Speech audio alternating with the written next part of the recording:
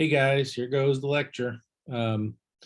So we are moving on to chapter 9 or chapter 8, sorry, after doing chapters 6 and 7. Let me give you a big picture here. So let's see, we did chapters 2 and 3, which were on verbs. Chapter 4 was when we first started talking about noun phrases, when we started making it bigger. You know, you can have a noun, just a noun like an apple. And then you add things like articles, and or the, which are determiners, and there are lots of other determiners. And we talked about all the ways you can make noun phrases bigger in chapter 4 with other things. So you could have a sentence like the bushel of the green apples. All right, that's a noun phrase that you could stick in a sentence in the noun phrase slot. All right, chapter 5 was when we talked about rearranging sentences, a slight detour there. But then chapter 6 and 7, what we just finished, of course, were also about expanding noun phrases, except we were expanding them with restrictive relative clauses and restrictive participial phrases. Right, so you could have, see if I remember this right now, the bushel of green apples that we found in the orchard. Right, that's a restrictive relative clause. Or we could say just we found in the orchard, right, and get rid of the that is. Or we could just say found in the orchard. That would be a past participial phrase. We could say something like the bushel of green apples sitting on the bench. That's a present participial phrase. We could say the bushel of green apples in the garden, right? There's a prepositional phrase adjective. So we've expanded the noun phrase even further with those structures. And now we're going to look in chapter 8, yet another way to expand or to frame noun phrases in order to make them able to deliver more information and to function in sentences in more complicated ways. And at this point, I'm going to go ahead and share my screen and go to some of those visuals that I gave you. Okay, so now we should be looking at that doesn't need to be there. Okay, we're looking basically at what I wrote on the board during your test, so that you sort of have that as a guide, although I didn't break it down quite as far here as I did there. But the main point about relative clauses and participial phrases, right? All these things: rel clause adjective, present participial phrase, past participial phrase, present prepositional phrase adjective. All right, and here just we're trying to describe them a little bit. They all work in a noun phrase the same way. There has to be a noun phrase head. That was my bushel of green apples. It was a fairly complicated noun phrase head, but that's what that was. And then we add this additional material, right? And this noun phrase can be in the subject slot, the direct object slot, the object of a preposition. It could be sometimes an indirect object, although that's pretty rare. It could also be a noun phrase object complement, right? But these structures, relative clauses and participial phrases, always have this two-part element: a head, the noun phrase head, and then the clause or the phrase that goes with it, right? And remember, for these three phrases, you can always back engineer them into relative clauses by adding in that is, or that was, or that are. That is, basically, you can put the relative pronoun and the be verb back in, or the have verb if it comes to the past participle, right? Because this is a past participle and use have as the adjective there, right? So that's just the review. Now, moving on to chapter 8, we're looking at three structures that also go into noun phrases. All right, these are noun clauses. Let's see, do I have them all written here? I do not. Noun clauses, infinitive phrases, and gerund phrases. Now, some of these I've talked to along a little bit, particularly gerunds I've mentioned before, but I want to go through each of these. And obviously, what I'm basically doing is taking you through chapter 8 and getting you used to seeing or identifying these structures, also how they fit into noun phrases, and therefore into the larger matrix sentence of which they're a part. Now, here's one of the key things about these structures. There's no head that they attach to, no head noun. They are complete noun phrase structures in and of themselves.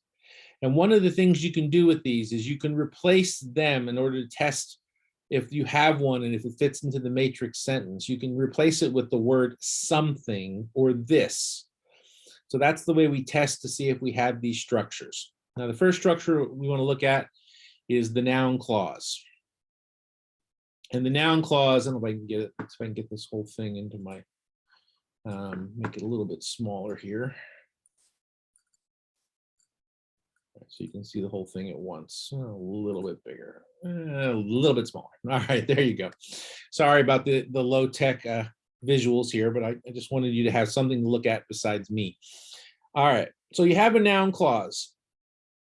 All right, in this case, the noun clause is inside the slot that's for the noun phrase direct object. And this is actually a sentence from the textbook so that you can see this one. The whole sentence is Chinese cooks claim that snake meat keeps you warm in winter. So there's and that's why this is the direct object, right? They claim something, that something is the direct object, and the direct object is filled, the direct object slot is filled by a noun clause. So as I've already said, the sentence could be, you could take this whole noun clause out and just say something. Chinese cooks claim something, or they claim this. But this is what they claim, that snake meat keeps you warm in winter. Now you'll notice there is a clause or a full sentence here. Snake meat keeps you warm in winter. That's a sentence. It's an independent clause. All right, and that's why this is called a noun clause. We've plugged a full sentence into a noun phrase slot. How do we do that? Well, first of all, there's this weird structure here that you can see. First, you talk about how there's a noun clause, and then you go a little bit further down, and the first branch you make is between the word that lets you stick that sentence in, the subordinator, which is that, and then you have the noun clause itself, which, no surprise, is basically a sentence, right? Noun phrase subject, verb phrase predicate, and it has all, and basically we diagram it the same way we diagram everything else. I didn't fully diagram the prep phrase here, or I didn't break down the adjective, noun, and the subject, right? But that's essentially what it is. All right, we have a noun clause. It has two main parts, the clause itself, the subordinator. Inside the clause itself, it looks just like any other sentence we've ever diagrammed. All right, and you can basically stick one sentence in another using that as a subordinator. And we do this all the time, and we do it in a variety of different ways. But this is sort of the most basic example, and this is the most fundamental sort of structure that we can see. Now, the textbook goes on to describe some of the complicating factors here. For one thing, a lot of sentences with noun clauses are extraposed, which means that the noun clause, which is typically in the subject position in these sentences, gets moved to the predicate side of the sentence. It becomes a predicate noun or a direct object. And we put in an expletive like it, and use that as the subject. And one of the main reasons we do this is the first time I've really spoken about style. All right, but one of the reasons we do this is that long and complicated sentences are unpleasant to read and hard to process. So extraposition, as it's called, helps us make sense of things. So we might have a sentence like, it is strange that I have to watch this lecture on video. All right, that's an extraposed sentence. The regular sentence would be something like, that I have to watch this video on, or that I have to watch this lecture on video is strange. And that's a very top-heavy or front-heavy sentence. So we extrapose it and put most of the information in that noun clause spot at the second half of the sentence. So basically, we're creating expletive sentences, but the process of moving that is called extraposition. All right. So that's one of the wrinkles that we'll see, and I don't have a little chart here for that. You can look if you want on page 187, and he has a nice example there that you can see. It says, it is remarkable that Barbie has sold well for decades. All right. In that case, the noun clause is both an adjective complement, and also it happens to be the logical subject because it's been replaced by an expletive in the subject position. That sentence could read, that Barbie has sold well for decades is remarkable. Again, weird, kind of awkward sentence, but perfectly legitimate to think about. All right. The other complicating factor with noun clauses, here I'll show you the next picture, is that you don't only use that as a subordinator, even though it's one of the most common. And this is about the third use now we have of that. That is a demonstrative pronoun. That is a relative pronoun for relative clauses. And now we have that as a subordinator. But there are other subordinators you can use. Just like WH questions with all those words, where, what, when, how, why, etc. You use WH words as subordinators. And just like WH questions, as you can see here, they play a role in the sentence. Now, when we have that, it doesn't play any role. All it does is subordinate the noun clause to stick it into the noun slot. Here, the WH question word is both the subordinator and also plays a role in the syntax or grammar of the sentence. And then this is, as you can see here, all the subject. It has a noun clause. It has the noun clause split off from the subordinator. And then it has the grammatical structure of the noun clause itself, which should look very familiar. This is, and of course, this is the matrix sentence. Again, we can replace this. We can say something like, something is a hot selling product like Quicken. That's the matrix sentence. Or this is a hot selling product like Quicken. What is this, or what is something? It's what software manufacturers pray for. Still a clause. Basically, the clause here is software manufacturers pray for something. Something gets replaced by what, and a pronoun, and has those two jobs. Right? And so and we see this for all the other WH words as well. They all kind of work the same way when we're using them as subordinators for noun clauses. Now, there is, as this chapter discusses, one exception that's a little bit funny to that. If you funny in relation to this idea. If you look on page 193, you'll see a nice diagram, and that is the subordinator whether. Whether works sort of in between that and the other WA question words. And it basically, it works on the principle of being a yes/no question. It is either this or that. So therefore, it's also just a subordinator. It doesn't have a role in the grammar of the embedded sentence. So the sentence here, of course, is police officials are asking whether the war, or whether or not the war, or not is really gratuitous. You don't need it. Whether the war against drug traffickers will succeed, or police officials are asking something. All right, what are they asking? Whether or not the war against drug traffickers will succeed. So you can see in this case, whether has a slightly different structure. It's much more similar to what that does, even though it's a WH question word. Okay. So that is basically noun clauses. All right. And now again, a clause is a complete sentence, right? So now we're moving on to reduced noun clauses, and we reduce them two ways. We create infinitive phrases and we create gerund phrases. Let's talk about infinitive phrases. All right. Infinitives are called that because the verb that is the head of this phrase does not have any tense or status. It's not finite. It hasn't been declined into the sentence. Right. So it's in the infinitive form.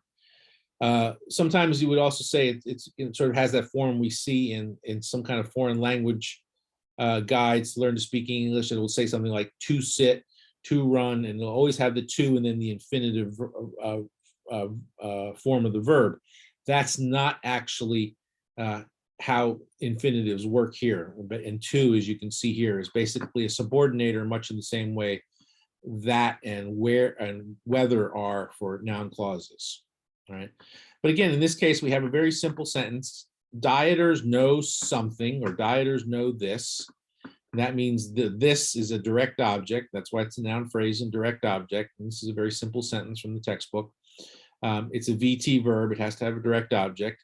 The direct object slot is filled by this infinitive phrase. We have a subordinator, to. And now we have a slightly different structure here. This is why I think it's important to see. We still have this. We still have the same weird double structure. First, we have the infinitive phrase that we split into a subordinator and an infinitive phrase itself. Then we have a verb that's the head of the phrase, and we say what kind of verb here, but again, it has no status, avoid. And then this structure itself, void is a transitive, avoid is a transitive verb, so it has to have a direct object, so it does. So this is sort of part of a predicate, not all of it, because it's the way it's been cut down and placed into the noun phrase slot. Now we can back this up and turn this into a noun clause, and it would be something like, dieters know that they should avoid fatty foods. They should avoid fatty foods is, of course, a complete sentence or a complete clause. I use that to subordinate it and to stick it into the direct object slot. But this is a little bit more concise or economical. All right. Now, sometimes, and I don't think I didn't actually write a, I didn't give you a chart for this. You can drop the two, and that gets a little bit tricky. But you can see in the examples, especially with the verb let.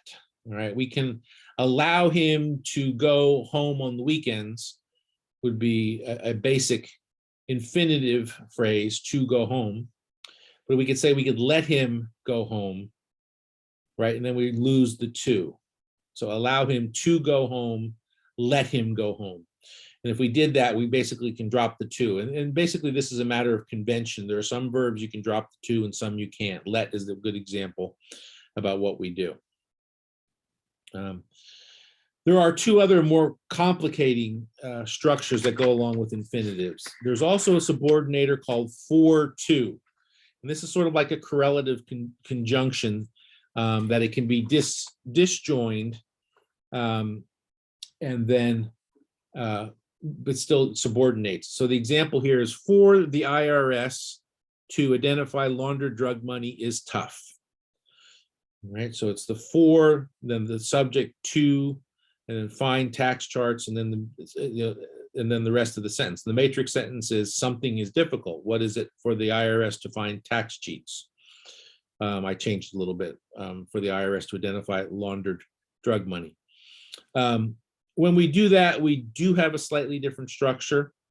On page 197, you can see the sort of complicated structure that we do that. I'm sorry, on 196, that we actually, because we have a subject to the infinitive phrase, the IRS, it says noun phrase, subject, proper noun. And then we have a verb phrase that's just a partial predicate, and then we go down into the verb. So there's a slightly different and a more complicated structure for a for to subordinator than there is for just a standard infinitive phrase. There's also one other phrase that creates infinitives, and that's the subordinator in order to, sometimes reduced to just to. When we have in order to, it's always an adverb of reason. Always, always, always. And sometimes when you see to, you have to say yourself, you have to ask yourself, can I put in order there to see that this is an infinitive phrase? Otherwise, it looks like it might just be a prepositional phrase adverb. But in fact, if it says in order to, it's a different kind of structure. It's an infinitive, but it's still an adverb. You can see this example on 197. Japan must overcome serious obstacles in order to keep its economy in gear. Or you could just say to keep its economy in gear. Either one would work. The second one, though, it's potentially hard to separate a prep phrase adverb from an infinitive phrase adverb of reason. One of the ways, if you just see to, is whether you can back engineer it in order to say in order to. So those become two special cases of infinitive phrases that you have to be aware of and how they work. All right.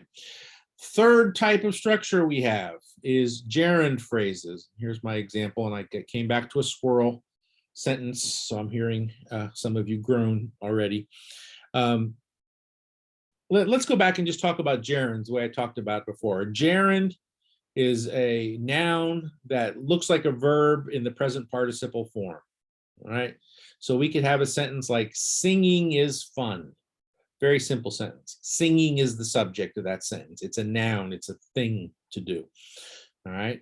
It's a gerund. All right. And that's actually a single word gerund phrase, and it works the same way. As you can see here, the subordinator for a gerund phrase is always the ing part of the verb. So singing is very simple, right?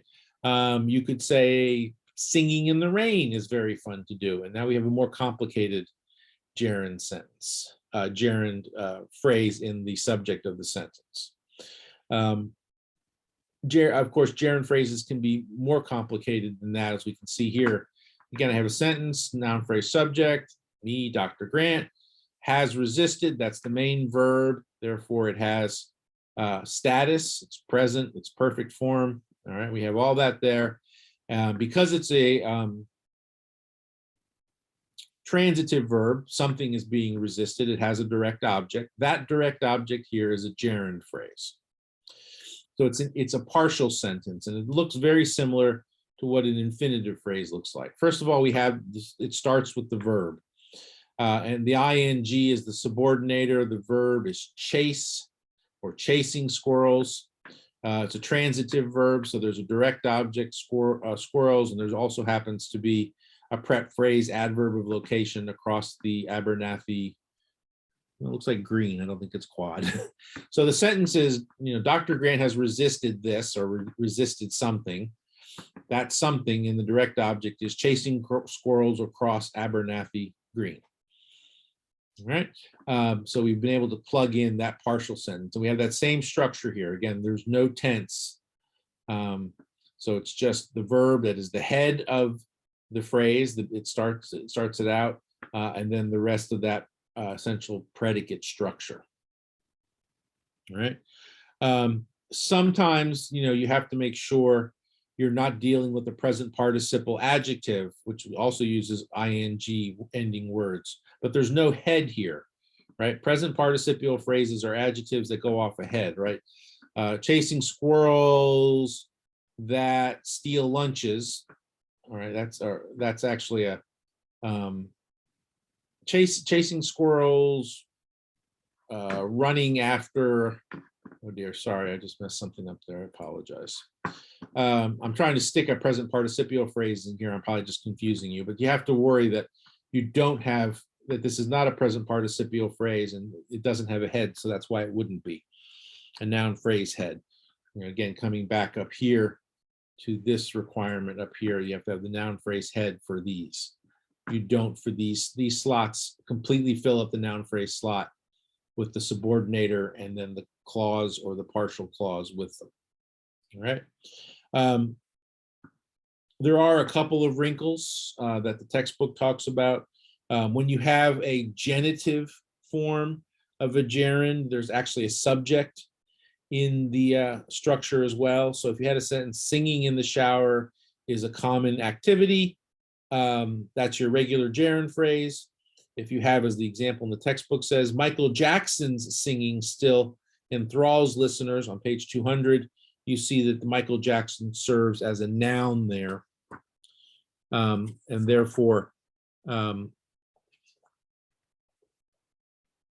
is slightly different. And actually the diagram for that is on page 201. So you can see there's a noun phrase subject, genitive noun that is connected to the rest of the gerund phrase. In this case, it's just the verb singing. And you can also see how the ing is identified there as a subordinator.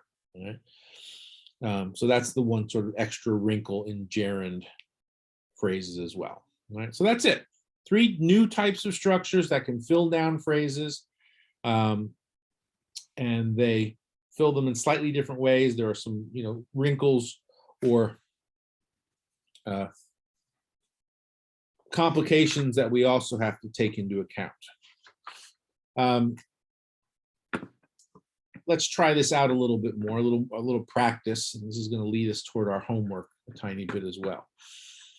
Okay, so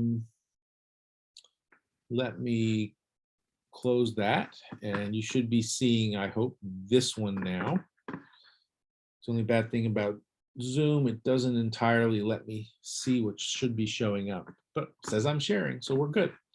So the sentence is back in chapter 8. There's actually a little section before this where it asks you to combine sentences and separate sentences. Separating the sentences, I don't think those examples are very good, but if it asks you to combine the sentences, we'll come back and do that next Tuesday. But you can see how easy it is to stick these in if you want to just practice on those. What I want you to do, and I'm going to do the first, maybe I'll do all the first 10. I want you to practice identifying these structures in sentences. All right.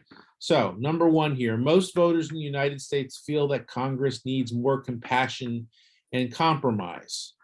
Okay, where's the structure we're talking about? It happens to be here. And again, I can see it from that, right? So that's the structure. I'm just going to, I tried to highlight it. Let's try that again. There we go. That's the structure. All right, we could say most voters in the United States feel this, or most voters feel something. What is that something? It's there. What is this? This happens to be a noun clause, right?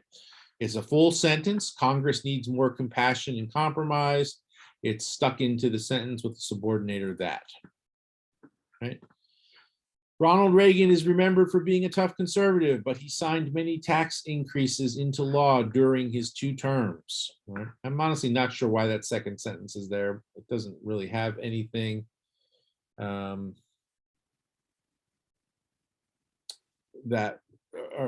is applicable to this chapter.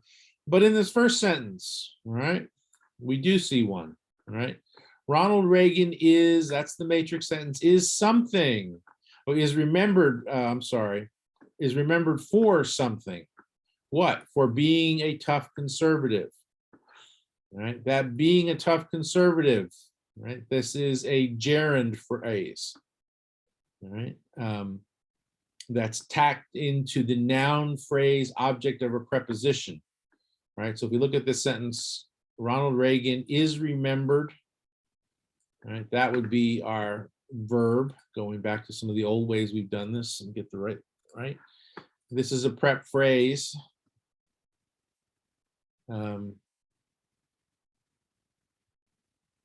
inside that prep phrase, the noun phrase, object of the preposition, happens to be a gerund phrase, being a tough conservative. So that's where that one is. And again, I'm just going to write gerund phrase here. All right, that the Assad regime in Syria has assaulted its own citizens has angered people around the world. It's kind of an awkward sentence. It's fairly easy to see that we have something funky going on in the subject here. So the subject of this sentence happens to be a noun clause, right? Here's the actual clause. The Assad regime in Syria has assaulted its own citizens. That's a freestanding sentence if we needed it to be. It's inserted into this noun phrase with the that. All right, so there we have a noun clause.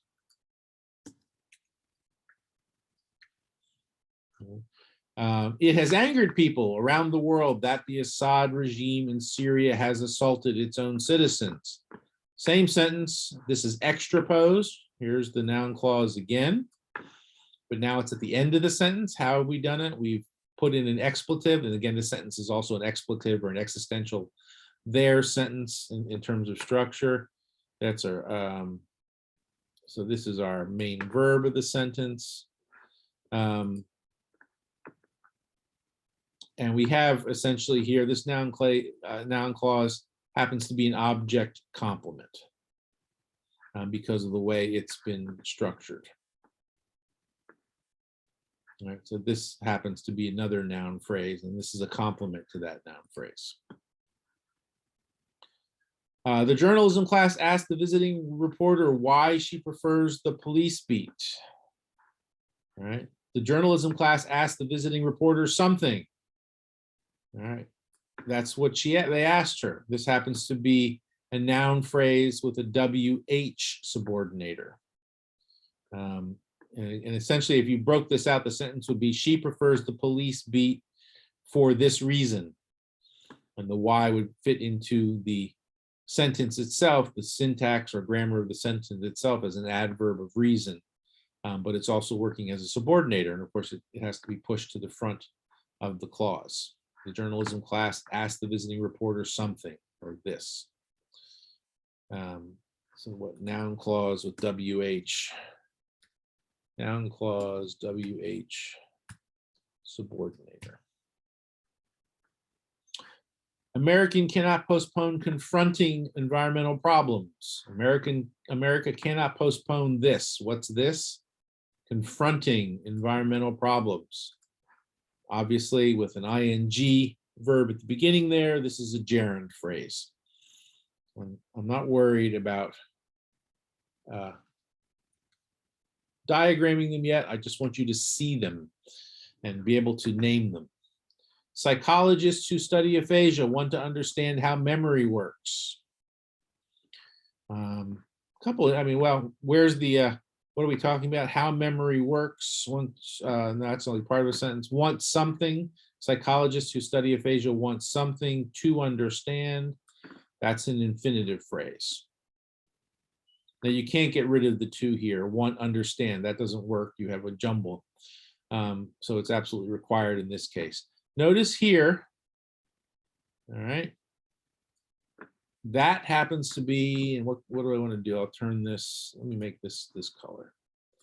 That is a relative clause with a head psychologist. This is an adjective, a relative clause adjective, basically psychologists study aphasia, that's attached to this head noun, right? So we have in the noun phrase here,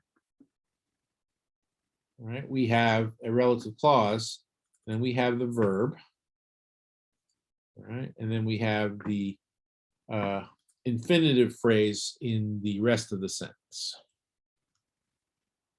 That would be, I believe, a linking verb. This is telling us something about these psychologists.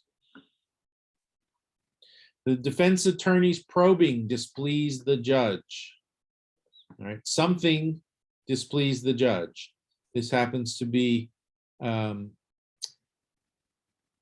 a gerund phrase with a genitive subject in it. And therefore that's in there, and that is a slightly different